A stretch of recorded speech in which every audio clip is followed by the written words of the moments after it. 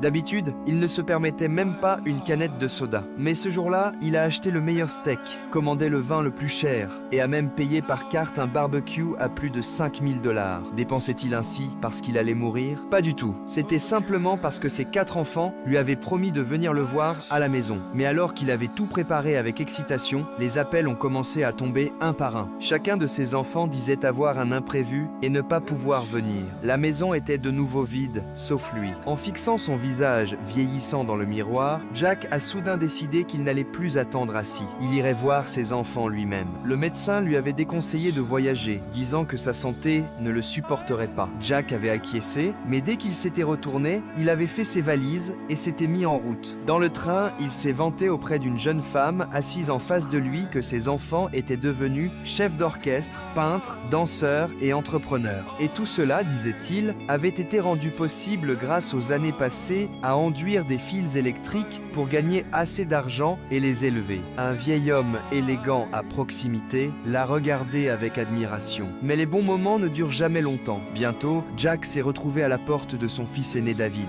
Il a sonné encore et encore, mais personne n'a répondu. Épuisé, il a dû chercher un autre endroit où séjourner. En chemin, il est passé devant une galerie où les peintures de David étaient exposées. Pendant un instant, il a cru voir le jeune David s'approcher de lui et le souvenir de ses anciennes paroles d'encouragement a serré la poitrine de Jack.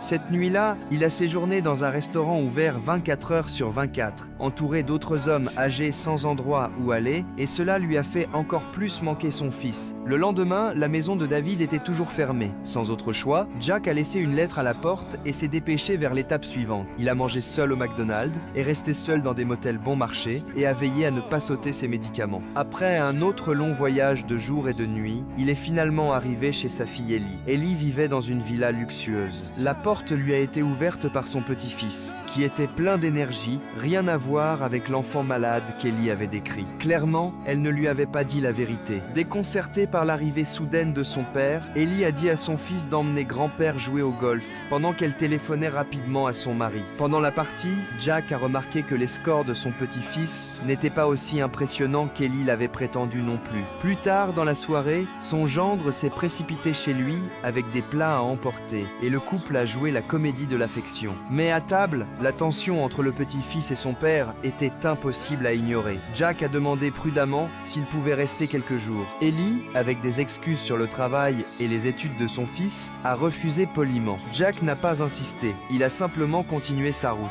Le lendemain matin, avant de partir, il a voulu prendre une photo de famille, mais son petit-fils a refusé de se tenir à côté de son père